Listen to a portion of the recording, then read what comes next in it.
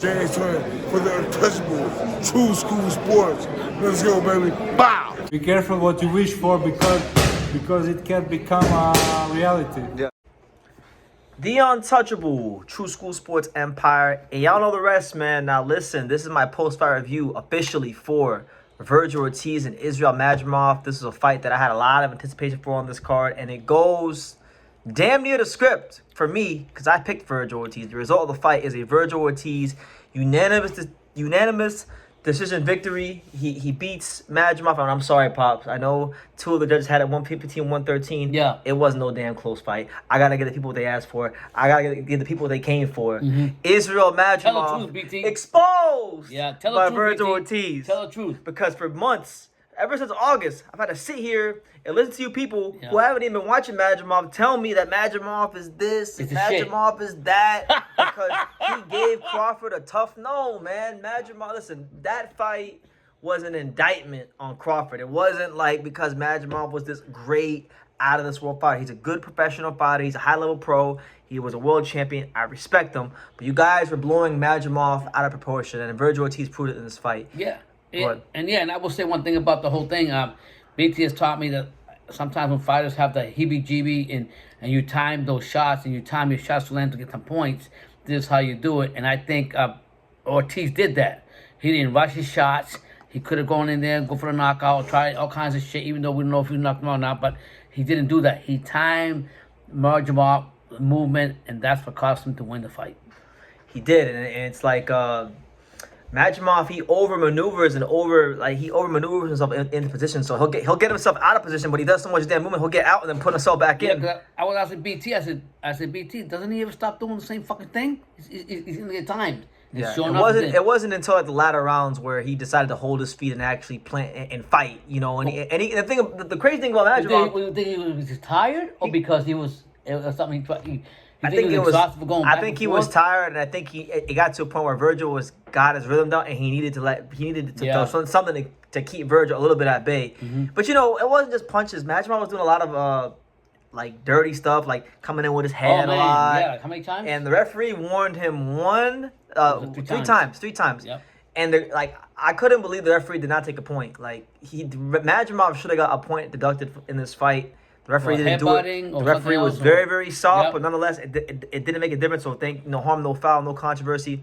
The right guy gets the nod. But to be honest, BT, Ortiz wins the fight. I'm happy for BT. Do you think he still needs more improvement to grow under 154? Or do you think that are you satisfied with the victory that Ortiz gave? Yeah, I'm satisfied with it. Like Madrimov did some dirty stuff that allowed him to survive. But I think all things considered, you know, Madrimov is still a guy with very good movement.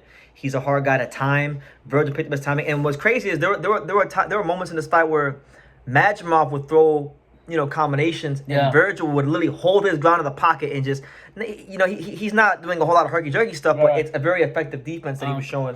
I was really impressed. Will you give credit for Vergil fighting an actual true 154 at this weight and coming forward and doing what he did? I mean, he's a legit 54-pounder. You know, that guy was a former champion.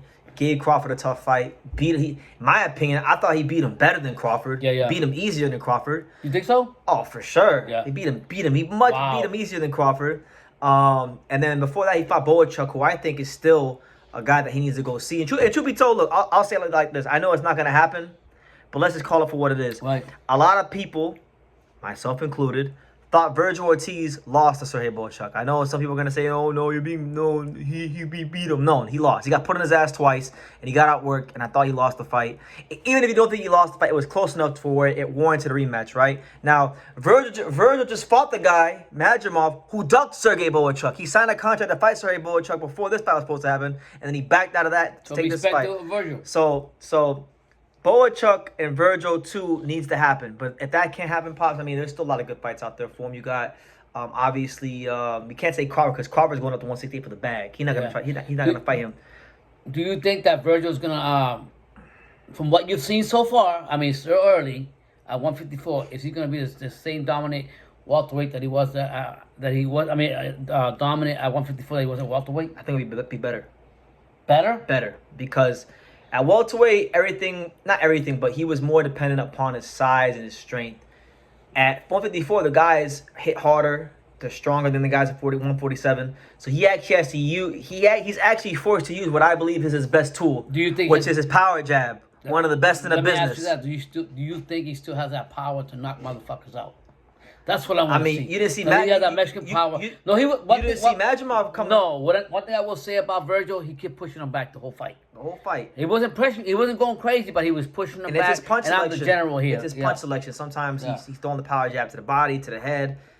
Sometimes he's throwing 4 or 5 punch combinations. I think one thing that people gotta start giving Vergil Ortiz more credit for, and even I gotta give him more credit for this, is because people talk about his power, they talk about his power jab, they talk about his fundamentals, they talk about his defense at times. But what really I think makes Vergil Ortiz a dangerous fighter is his speed. He actually has underrated speed. Yeah. He put his punches together with really good speed. Yeah, and I will say that about Vergil. Vergil's got that. He's got that jab. He goes to the body. He was getting a lot of liver shots on Madrimov. But goddamn, when you got a fighter so predictable in my opinion, in Madrimov's movement, he's lucky that and I might be right. If Vergil gets a few more fights, he's gonna be sharper than what you think. Well, I think this fight will do a lot for him because Madrimov's a trick you got to deal with. He dealt that style pretty well. I think he would have stopped him if the referee would have deducted a point from Madrimov earlier in the fight. Madrimov would have had to have fought a little cleaner, and he couldn't smother him like he was doing. I think Vergil would have stopped him. But it was a great performance nonetheless. The head, he was saying he was doing this, he was doing all kind of shit. Very educated from Vergil, and to everybody who was bigging up Madrimov the last 5 to 6 months, I told you Madrimov is not what you think he is. He's good, but this ain't because the car fight was because Madrimov's this like A+ fighter. Yeah. It's because Crawford is not what you guys think above the 147 weight limit, and you guys are gonna find out when he fights Canelo what is going to happen to him when he gets beat into retirement. So with that being said, shout out to Vergil Ortiz for an educated performance, and I'm looking forward to seeing how he continues to develop. And shout out to Madrimov. Madrimov's out here taking tough fights After too. 5 fights from Vergil at 154 is when I really the truth will come out. But I like Vergil against any 154. There you go. So leave your comments down below. What did you guys think of Vergil Ortiz versus Madrimov? Take time to subscribe, and like I say in every single one of these videos, you can love me or you can hate me. But I'm just a kid from Daniel. So until next time, take care, guys. Thank you for watching another video on the untouchable True School Sports Empire. For more great boxing content just like this, make sure you guys click right over here. Keep watching my boy BT put on the best interviews out here.